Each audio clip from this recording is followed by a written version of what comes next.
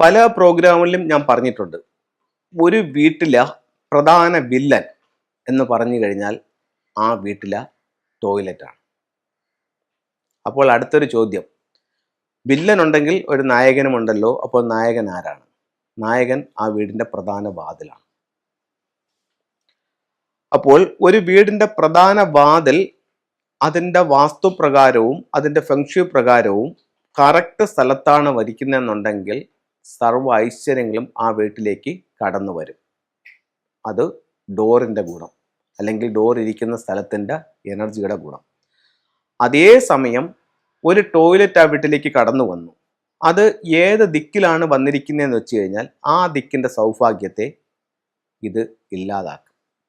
അതാണ് ഡോറ് നായകനും ടോയ്ലറ്റ് വില്ലനുമായി മാറുന്നതിൻ്റെ കാരണം. അപ്പോൾ വടക്കും വടക്ക് കിഴക്കും, ഇപ്പോൾ കൺസൾട്ടിങ്ങിനായിട്ട് നമ്മൾ പോകുമ്പോൾ ഏറ്റവും കൂടുതൽ കാണുന്ന രീതി എന്ന് പറഞ്ഞു കഴിഞ്ഞാൽ പ്രധാനമായിട്ടും കുറച്ച് പഴയ വീടുകൾക്കാണ് ഇത് കാണുന്നത്. എന്ന് വെച്ച് കഴിഞ്ഞാൽ നിങ്ങൾ ശ്രദ്ധിച്ചാൽ അറിയാൻ പറ്റും, ഒരു 10-25 കൊല്ലത്തിന് മുമ്പൊക്കെ വെച്ചിട്ടുള്ള വീടുകളാണെങ്കിൽ നമുക്ക് കിണർ എവിടെയാണ് വരുന്നത്? ഒന്നുകിൽ വടക്ക് കിഴക്ക് വരും, അതല്ലെങ്കിൽ വടക്ക് വശത്തായിരിക്കും കണ്ടുവരുന്നത്. ഇപ്പം കിണറിനോട് ചേർന്ന് ഒരു കുളിമുറി അല്ലെങ്കിൽ ഒരു ബാത്റൂം, ടോയ്ലറ്റിൻ്റെ കാര്യമല്ല ഞാൻ പറയുന്നത്, ഒരു കുളിമുറി അല്ലെങ്കിൽ ഒരു ബാത്റൂം ഏത് ഭാഗത്ത് കാണും? ഈ പറയുന്ന വടക്ക് വശത്തോ വടക്ക് കിഴക്ക് വശത്തോ കാണും.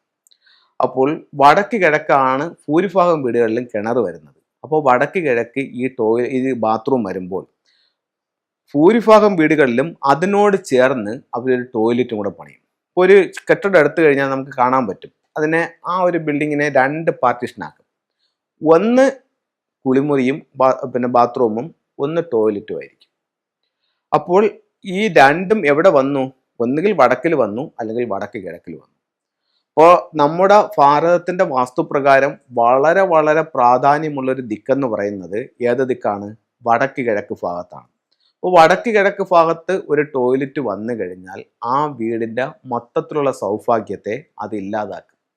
മാത്രവുമല്ല, 2 രീതിയിൽ അത് വർക്ക് ചെയ്യും. ഒന്ന്, വടക്ക് കിഴക്ക് ഭാഗത്തു നിന്ന് കടന്നു വരേണ്ട ആ ഒരു പോസിറ്റീവായിട്ടുള്ള ഒരു എനർജിയെ അത് ആ ഒരു കെട്ടിടം വന്നതുകൊണ്ട് അവിടെ മറയും. 2, ആ കെട്ടിടത്തിൽ ടോയ്ലറ്റ് ഉള്ളത് കൊണ്ട് ആ ദിക്ക് മലിനപ്പെടുകയും ചെയ്യും.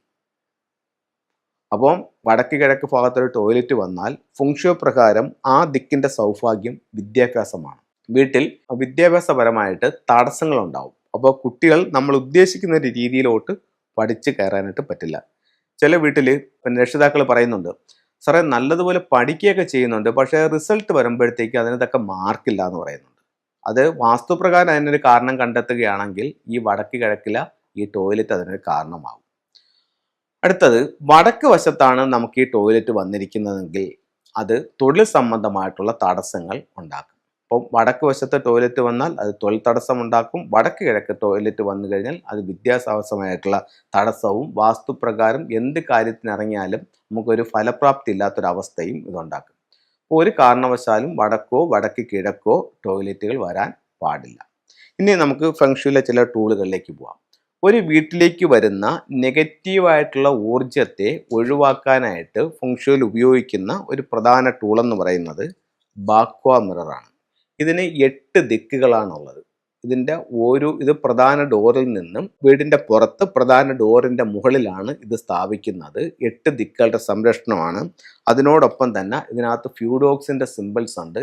അത് ഈ പക്കോമർ വെച്ചിട്ട് അതിൻ്റെ ലെഫ്റ്റിലും റൈറ്റിലുമായിട്ട് ഓരോ ഫ്യൂഡോക്സിൻ്റെ സിമ്പിൾസ് ഇതുപോലെ വെക്കുന്നതും നല്ല ഒരു പ്രൊട്ടക്ഷൻ സിമ്പിളായിട്ട് ഫെങ്ഷുയിൽ ഇതിനെ കണക്കാക്കുന്നുണ്ട്. വിദ്യാഭ്യാസപരമായിട്ട് അഭിവൃദ്ധി ഉണ്ടാവാനായിട്ട് നമുക്ക് എന്ത് ചെയ്യാമെന്ന് ചോദിച്ചു കഴിഞ്ഞാൽ, ഒരു പഗോഡ ടവർ സിംബോളിക്കായിട്ട് ഒരു വീട്ടിൽ മൊത്തവും പ്രശ്നങ്ങൾ ഉണ്ടാക്കി വെച്ചിട്ട് വീടിന്റെ സ്വീകരണ മുറിയുടെ വടക്ക് കിഴക്ക് ഭാഗത്ത് ഒരു പഗോഡ ടവർ വെച്ചാൽ റിസൾട്ട് ആവുമെന്നല്ല ഞാൻ പറയുന്നത്.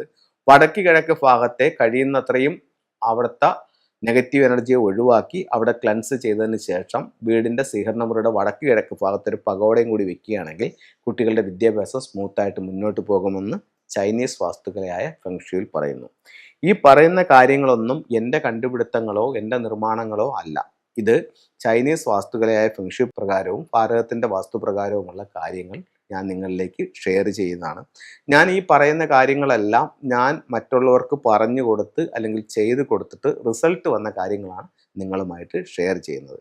താല്പര്യമുള്ളവർക്ക് ഇതിനെ ഉൾക്കൊള്ളാം അല്ലെങ്കിൽ സ്വീകരിക്കാം. ബാക്കിയുള്ളവർക്ക് ഇതിനെ പാടെ നിരസിക്കണമെങ്കിൽ നിരസിക്കാം. ഒരു മെറ്റൽ ടോട്ടോയ്സ് ആണ്.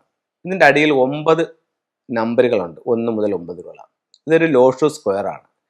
ഇതിനകത്ത് നമ്മൾ ഏറ്റവും അധികം ആഗ്രഹിച്ച് നിൽക്കുന്ന ഒരു കാര്യം, ഒരു വൈറ്റ് പേപ്പർ സ്ക്വയറായിട്ട് കട്ട് ചെയ്തിട്ട് റെഡ് ഇങ്ങനെ എഴുതി നിങ്ങളുടെ വീട്ടിൽ സൂക്ഷിക്കുകയാണെങ്കിൽ ആ കാര്യം എത്രയും പെട്ടെന്ന് സാധിക്കുമെന്ന് ഫുങ്ഷുയിൽ പറയുന്നുണ്ട്. ഈ ആഗ്രഹം സാധിച്ചതിന് ശേഷം ഈ ആമയെ നിങ്ങൾക്ക് ഒഴുക്ക് വെള്ളത്തിൽ കളയാവുന്നതാണ്. ഇത് നമുക്ക് ഉത്തരം കിട്ടാത്ത ചില ചോദ്യങ്ങൾ, അല്ലെങ്കിൽ നമുക്കൊരു കാര്യത്തിൽ ഒരു ആശയക്കുഴപ്പമാണ്, നമുക്കൊരു തീരുമാനം എടുക്കാനായിട്ട് പറ്റുന്നില്ല. എൻ്റെ ഒരു അഭിപ്രായത്തിൽ പറയുകയാണെന്നുണ്ടെങ്കിൽ എല്ലാവരും ഒരു പെൻഡുലം കൈവശം, കാരണം ഇത്തരത്തിലുള്ള നിഗൂഢ ശാസ്ത്രങ്ങൾ വിശ്വസിക്കുകയും അല്ലെന്നുണ്ടെങ്കിൽ അത് മനസ്സിലാക്കുകയും അല്ലെങ്കിൽ അതിനെ ഫോളോ അപ്പ് ചെയ്യുകയും ചെയ്യുന്നവരാണെങ്കിൽ, അല്ലാതെ എല്ലാവരും വെക്കണമെന്നല്ല ഞാൻ പറയുന്നത്, ഇത്തരത്തിലുള്ള ഒരു പെൻഡുലം നിങ്ങളുടെ കൈവശം സൂക്ഷിക്കുന്നത് നല്ലതാണ്. ഇപ്പോൾ നിങ്ങളിലേക്കൊരു മെസ്സേജ് വന്നു, അല്ലെങ്കിൽ നിങ്ങൾക്കൊരു കാര്യം ചെയ്യണമോ ചെയ്യണ്ടയോ എന്ന് തീരുമാനത്തിലെത്താനായിട്ട് സാധിക്കുന്നില്ല. നിങ്ങൾ പെൻഡുലം പ്രാക്ടീസ് ചെയ്യുന്ന ഒരാളാണെന്നുണ്ടെങ്കിൽ ഇത്തരത്തിലുള്ള ഒരു പെൻഡുലത്തോട് നിങ്ങൾക്ക് ചോദിക്കാം, ഞാനിത് ചെയ്യണമോ വേണ്ടയോ എന്താണെന്നുള്ളത് ചോദിച്ചാൽ കൃത്യമായിട്ടുള്ളൊരു ആൻസർ നമുക്ക് പെൻഡുലം തരുമെന്നാണ് പെൻഡുല ശാസ്ത്രത്തിൽ പറയുന്നത്. അതുപോലെ തന്നെ മൈൻഡ് പവറുമായിട്ട് ബന്ധപ്പെട്ട് നിൽക്കുന്ന പലരും ഇത്തരത്തിലുള്ള ശാസ്ത്രങ്ങൾ അവർ വിശ്വസിക്കുന്നില്ല. പക്ഷെ അവർ പോലും പെൻഡുലത്തെ അവർ സപ്പോർട്ട് ചെയ്യുന്നുണ്ട്, പെൻഡുലം അവർ ഉപയോഗിക്കുകയും ചെയ്യുന്നുണ്ട്. അപ്പോൾ ഇത്തരത്തിലുള്ള പെൻഡുലം ഉപയോഗിച്ചുകൊണ്ട് നമ്മുടെ പ്രശ്നങ്ങളെ നമുക്ക് മനസ്സിലാക്കാനും നെഗറ്റീവ് എനർജികളെ കണ്ടുപിടിക്കാനും ഒക്കെ സാധിക്കും. അതൊരു പ്രാക്ടീസാണ്. അപ്പോൾ എല്ലാവർക്കും എല്ലാ ഐശ്വര്യങ്ങളും ഉണ്ടാവട്ടെ എന്ന് പ്രാർത്ഥിച്ചുകൊണ്ട് നിർത്തുന്നു. നന്ദി, നമസ്കാരം.